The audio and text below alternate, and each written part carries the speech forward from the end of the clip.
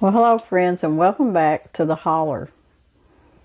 I'm Miss Lori, and Mr. Brown is a little under the weather today, so he won't be helping me today making all this delicious candy for y'all.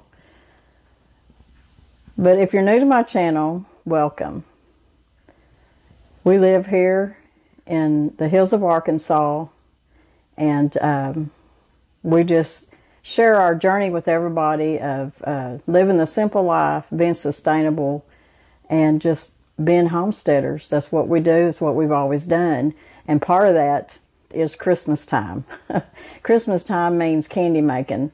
And I just put out a video of making some really good candy for your Christmas list. And today we got another one. This is Pecan Pie Balls. So if you like pecan pie and you like chocolate, you're going to love this candy. It seems like we always pretty much do the same candy every year, so I'm kind of diving into some different recipes here and doing some different kinds. I will be doing the usual, though, the peanut butter balls and the fudge and all that. And we're probably going to make some divinity, too. But I wanted to throw maybe some that's not done all the time, something a little bit different in there. Now, this is one of them, and it's a really easy one too. Now, I know that groceries are so high right now, and it's just so hard for people just to go in there and just buy so much stuff to make so much candy this year, and that's very understandable. In fact, I went to a local store just down the road, about 20 minutes from me, in Hardy, Arkansas, and it's called Bill's Cash Saver. And I went in there, and they carry a lot of generic brands. And that's what I went for, because things are just so high. And I came out very happy with what I had spent, because everything I bought was generic, and I got it at a good price.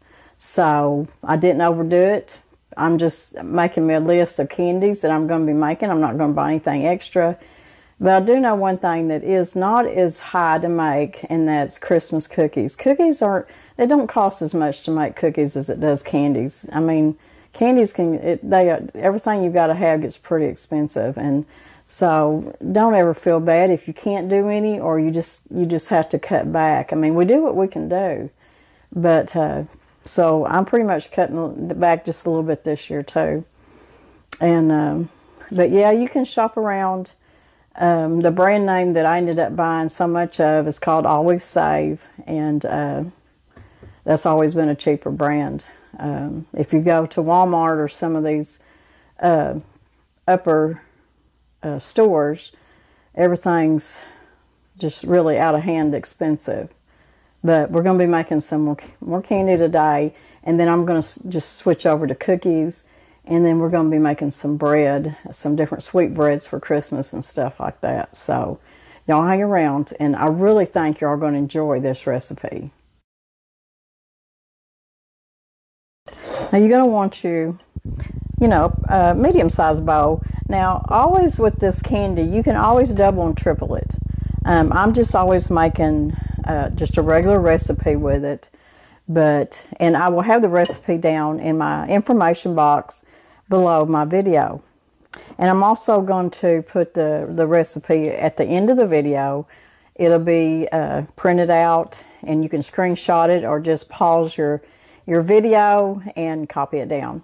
So I just want to make it as easy as I can for you.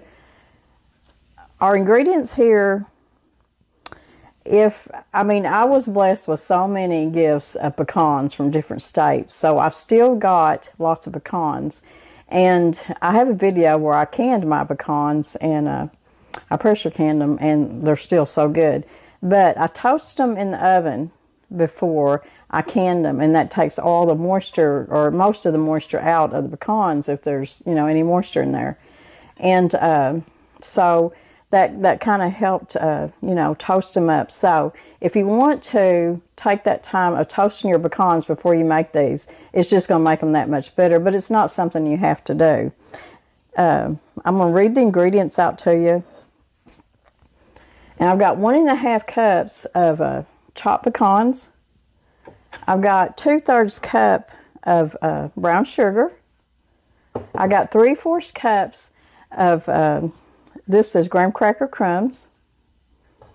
Then I've got 1/4 cup of maple syrup. And you can use the dark maple syrup, or you can use the light, whichever. This is the light. I buy this from Thrive Market.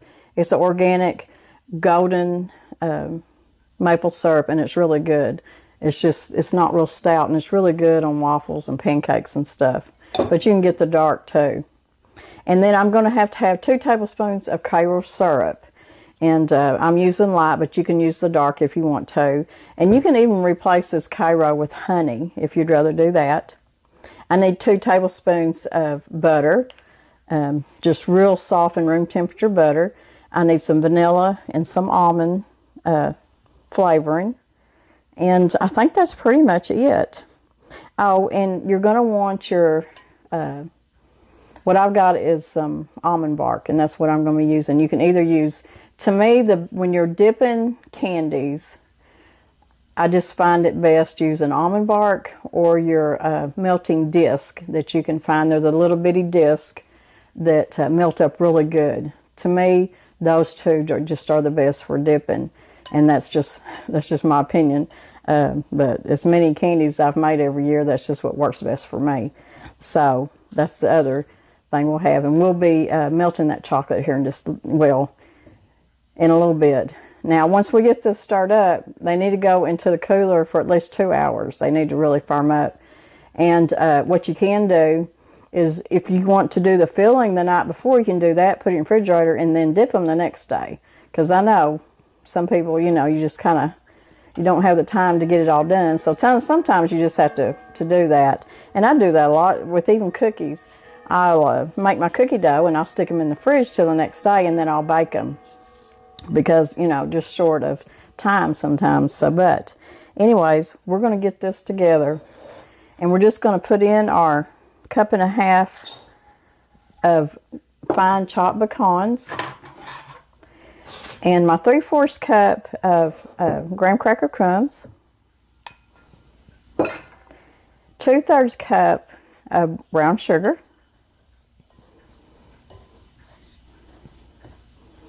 Your graham cracker crumbs is going to be kind of like your binder.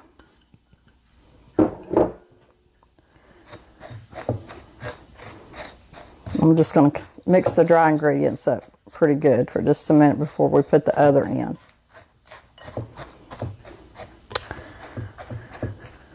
Let's see. It depends on what size you make out of these little pecan balls of how many you get. So we'll see how many I get. I'm not sure. I don't like making them real big. Especially when, you know, if it's a really rich piece of candy, you know, I kind of like to make them on the smaller size. But doubling and tripling this is no problem. Okay, I'm going to put in my my fourth of a cup of maple syrup. Y'all, it's really warm here today. I'm not sure. I mean, it just feels warm here in the house because we've got the wood cook stove, which heats our house during wintertime. It's a-going, the sun's shining, but I've got the door open, the windows open, because it's warm here inside the house. Okay, we got our maple syrup in there.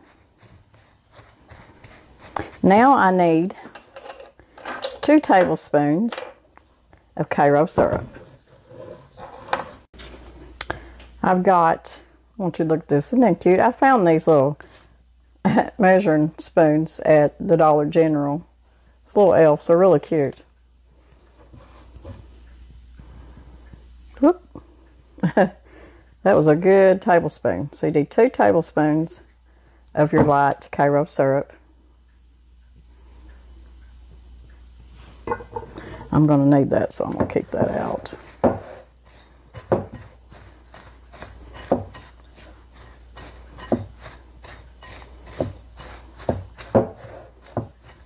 My last candy recipe was Samoyas, and they just turned out really good. And they freeze really good too. I'll put that video down in the description box below, the link to it, if y'all want to go back and watch it. And you can see that it's coming together pretty good. But the key is going to be putting it in the refrigerator and letting it set up. Now I'm going to use 2 tablespoons of softened butter.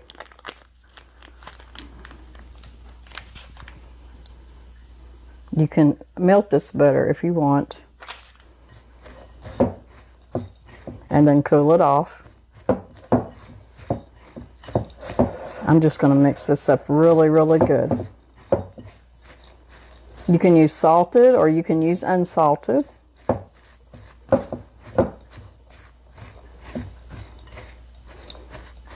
You know, a lot of the different candies and stuff, I noticed that all the stores are really putting out all the different products and ingredients that a person needs to make Christmas candy. They've got it all set up at like the end aisles, which makes it easy for you to go up there, you got your list, and you just grab what you need. That's the way this store was at Hardy, Bill's Cash Saver. I noticed it. It was the end aisle, and everything you need to make candies was just all set up there, just all, and it was all the off-brand, so a person could afford to do it. Okay. Let me get me something to wipe my hands on.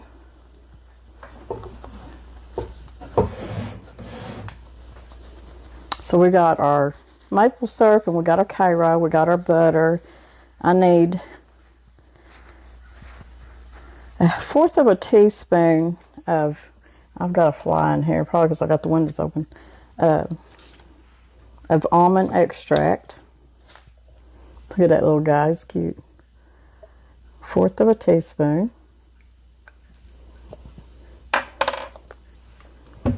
And then I'm going to put 3/4 of vanilla, or you can use rum extract if you'd rather. I don't know if that was 3/4 or not. Put just a little bit more. Okay, now we're just going to stir all this up.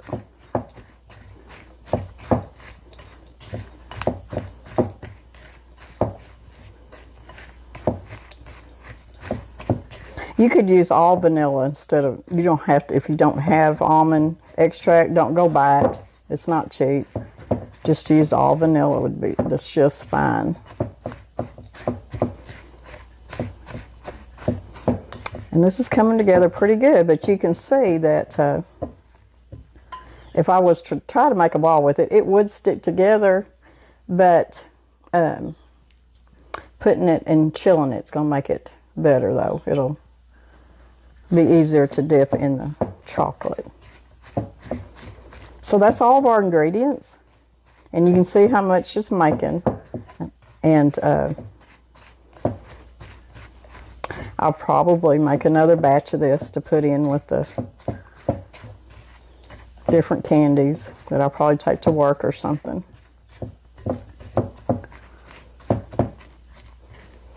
Okay, I'm going to put some plastic wrap on top of this, and I'm going to stick it in just my refrigerator for a couple of hours. And like I said, you can do it overnight if you want to, and then melt your chocolate in the morning and dip them. If that's what you got time for, you do what you can do. And then we'll be back and we'll melt our chocolate and we'll start dipping it. I wanted to show y'all what I was talking about. This is around this area, this is your brand that's usually the cheapest. And this is their off-brand there at this grocery store.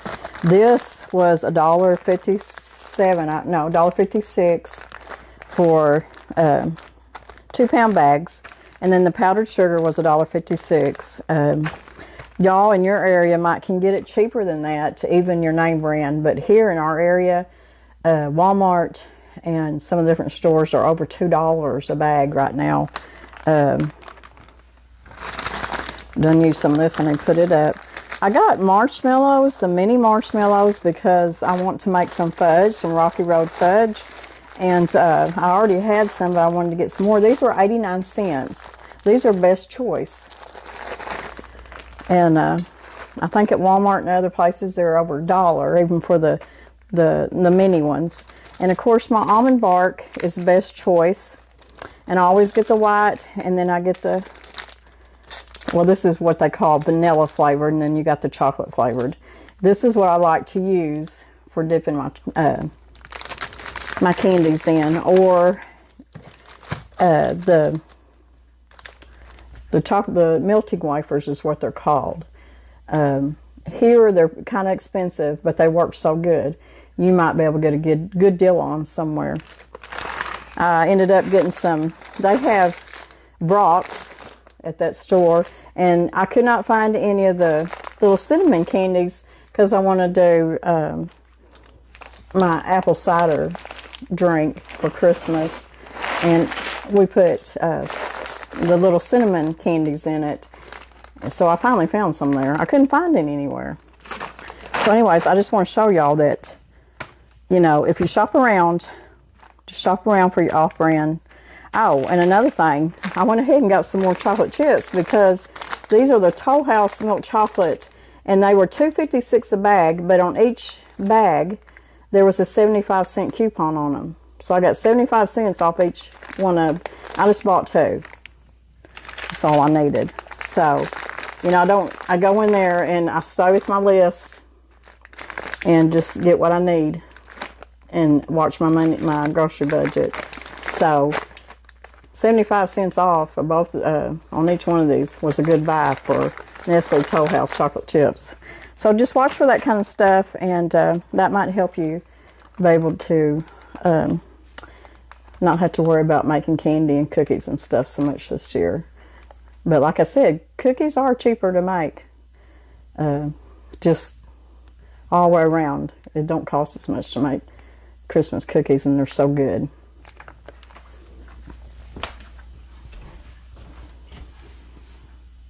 Okay, so now it's been several hours. It's starting to get a little bit late, but I ended up, we made some peanut brittle. I got supper cooked and got some things done. Now we're going to pull out our pecan pie balls and we're going to start dipping them in chocolate. But the first thing I got to do is get my chocolate melted. The recipe calls for 12 ounces of chocolate.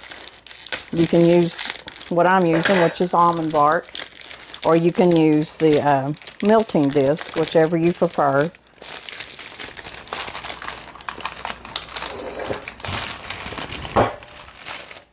So I'm going to break this apart, and I'm putting mine over a pot of hot water here, and that's how I'm going to melt mine.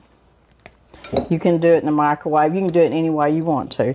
This is just the way that I prefer to do it. So I'm just going to stick this over my water. Always make sure that your water is not touching the bottom of your bowl when you make you a double boiler like this. So I got my almond bark melting. What I'm going to do, I keep thinking you're over here, but y'all over here. I've got me some Heath toffee bits. And when I dip my pecan pie balls in the chocolate and bring them out, I'm going to sprinkle some of these on top. And I think that's just going to really make it just over the top good. I've been rolling my pecan balls out. I got really more than what I thought I would out of this batch. And I'm just making, it really comes together good. You just kind of squish it in your hand and it just sticks together really good. Doubling this batch, you're going to get a pretty good wad of pecan pie balls. So this recipe done really well. So I've got them all rolled out, and my chocolate's just about melted.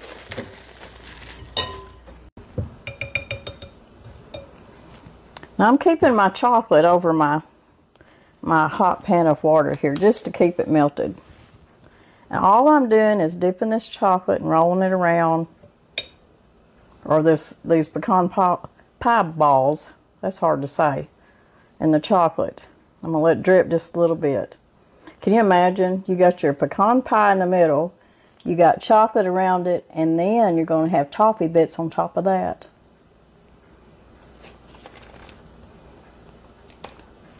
I mean, how can you go wrong with that?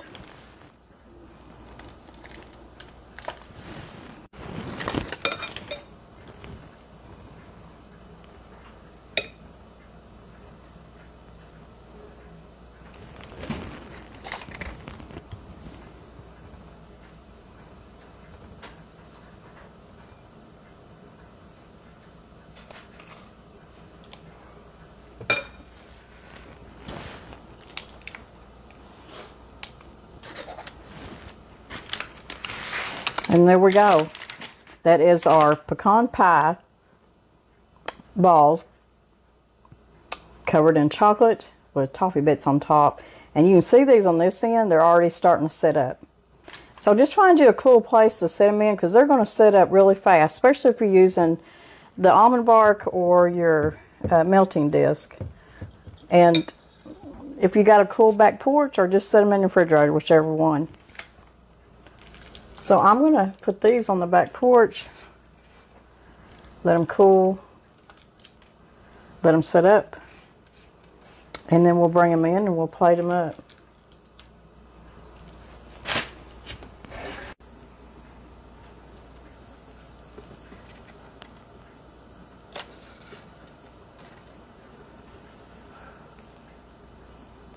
Brittle. And everybody's got their own recipe for peanut brittle. Some people make it in the microwave. Some people make it in iron skillets. I'm going to be making mine in my copper pot right here. And this is not a real big batch of peanut brittle, but it's enough for us and enough to put out on the table at Christmas time. And I can make another batch later to give to people.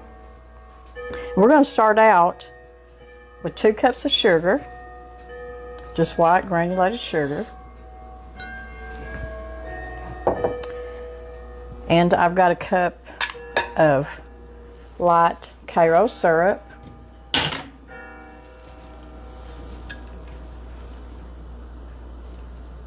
Y'all know when you're at Whippoorwill Holler's house because you hear the German clock in the background at just about every video, don't y'all? Every video, just about. I guess that's my trademark right there, is my clock that y'all hear all the time. Okay, cup of Karo and 1 cup of water. Now I'm going to turn my heat on. And I'm going to turn it on to about a medium. And I'll get this stirred up. I'm going to get this stirred up good, and then I'm going to put my candy thermometer back in it. Now you can brush the sides with a little bit of water. That'll keep any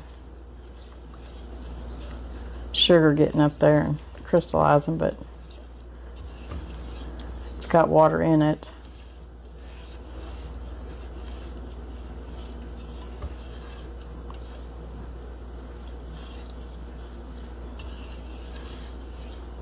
So I'm going to stick my thermometer back in here, and I'm going to bring this up to about 236 or so. You don't want the bottom of your candy thermometer to touch the bottom of your pan. So about to 236, and once it gets there, and I'm going to watch it, make sure that my fire ain't up too high. Once it gets to 236, I'm going to add my salt and my peanuts, and I'll stir that up, and then I'm going to bring it up to about 295. Now I've got my favorite utensil here. It's good at stirring stuff like this, getting around the edges. I really like it. I'm pretty sure that I got this off Amazon. It may be in my Amazon store. I think I got it with a set of wooden spoons. But this is one of my favorite utensils right here. I just love it. So I'm going to watch this and bring it up to 236.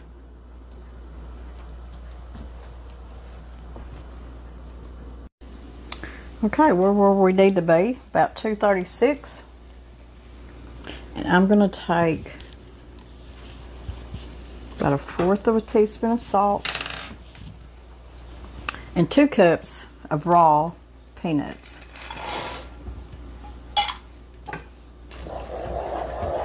And I'm just going to stir that. Not going to get too wild with it. I buy my raw peanuts from either the Midnight store, and there's an Amish store up here by us. You can order them online too. Walmart has them.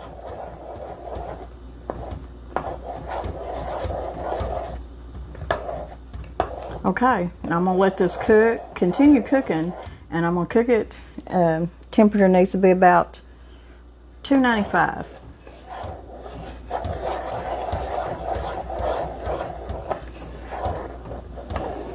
This is the way that Grandma used to do it.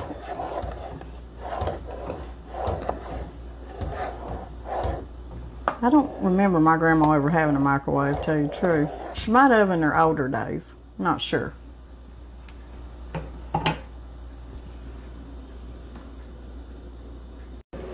Okay, our brittle is at 295. I'm going to turn that off. And I'm going to bring this over here off the heat. I'm going to put in my teaspoon of butter.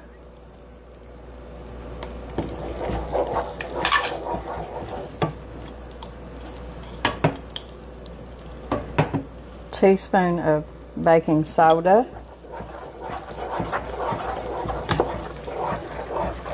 And a teaspoon of vanilla. I'm just going to keep stirring this. I'm going to get it over here on our pan real quick.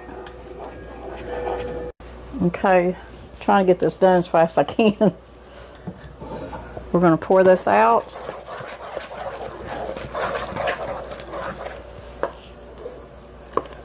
On our buttered sheet pan.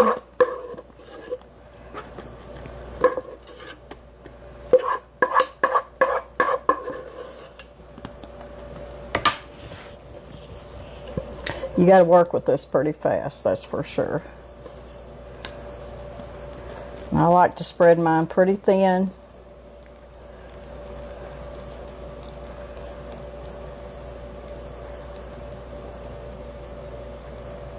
I don't like it too thick.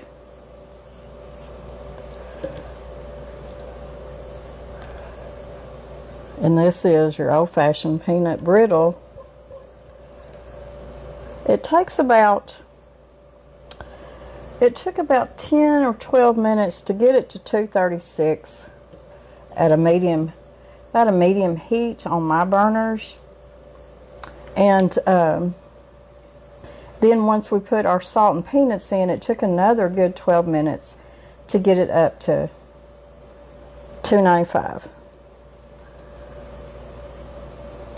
Now we're just going to let this sit here, and we're going to let it sit up. And once it sets up, we'll break it up and we'll try some of it. And I guarantee you it's going to be some good stuff.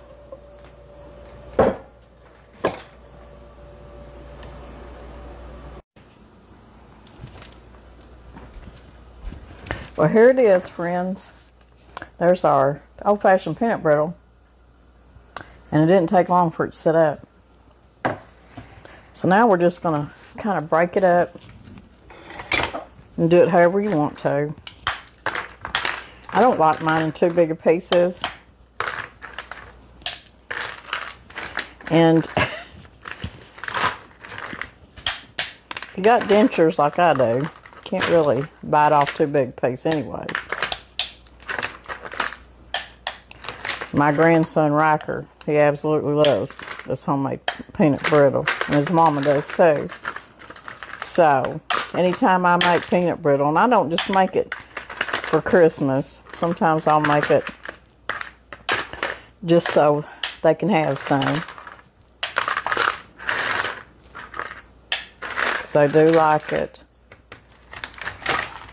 And you can see how much this makes. It'd be a good gift for several people.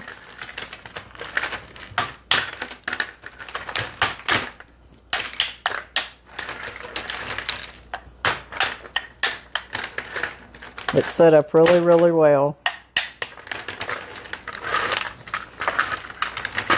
A lot of times, some of us, like my grandma, she had a screened-in back porch. And she would make candies and pies and stuff, and, you know, in the wintertime. And she'd go out there and she'd set them out on, I remember, on top of that deep freeze, out there on that cool porch, and let everything sit up and stay cold out there till time to eat. She'd make potato salad and I don't know what all, and she'd put it out there on that back porch because it all stayed cold back there. There it is. All crumbled up, ready to be packaged up and ready to eat. Looks really good.